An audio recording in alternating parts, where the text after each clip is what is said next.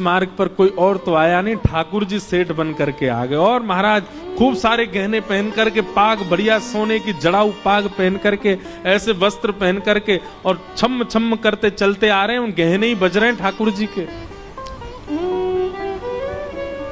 हरपाल जी ने जैसे ही नेत्र खोल करके देखा,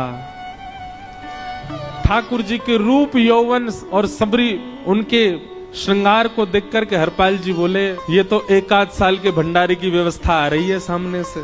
इतने में ही सेठानी जी रुक्मणी जी भी आई, उनको ओहो, ये तो कम से कम 5-10 साल की व्यवस्था आ रही है।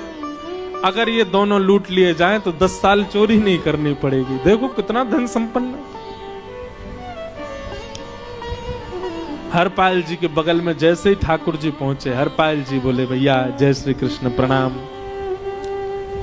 ठाकुर जी तो नाराज हो गए, क्या भगवान का नाम बोलता है सुबह सुबह? तुम सब लोग बड़े पाखंडी हो, ढोंगी हो। और हमने सुना इस गांव में एक रहता है, वो चोरी डकैती करता है और फिर कहते हैं संत सेवा करता है। ऐसी काय बात की चोरी भैया? करता तो चोरी है, भली उससे भली संत सेवा करता हो। नाम उसका हरपाल है, हम सब जानते हैं। भगवान का नाम मत लो हमारे सामने। हरपाल जी समझ गए, वो तो बिल्कुल भगवत विमुख है, इसकी तो एक अंगूठी भी नहीं छोड़नी मुझको, इसका तो सब लेके जाऊंगा। अगर ये बदले में जय श्री कृष्णा बोलता तो एक आध गहना छोड़ देता इसका मैं, पर ये तो इतना बिगड़ रहा है भगवान का नाम सुन के, इसका कुछ नहीं छोड़ूंगा, सब ले जाऊंगा।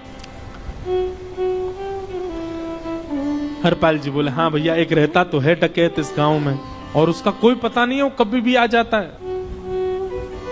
लेकिन एक मार्ग जंगल में होकर के है, उसमें गांव में नहीं जाना पड़ता। जंगल से गुप्त चुप निकल करके पूरे गांव पार हो जाएंगे, आप शहर पहुंच जाओगे। उसका रास्ता मुझे ही पता है। सेठ जी बोले, तो तुम हमको पार करवा दो। हरपाल जी बोले, मैं पार तो करवा दूंगा, लेकिन भगवान मेरे घर कुछ मेहमान आए हैं, उनके भोजन आदि की व्यवस्था के लिए मैं तो बाजार आया था, मेरे पे धन नहीं है। आप यदि मुझको कुछ दे देंगे तो मैं घर पर व्यवस्था करके आऊंगा, तुरंत आपको लेकर के गांव पार करवा दूंगा।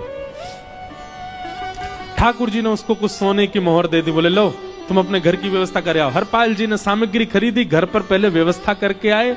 बोले आज की व्यवस्था हो जाए, क्योंकि आज तो 10 साल का सब चोरी करना समय लगेगा।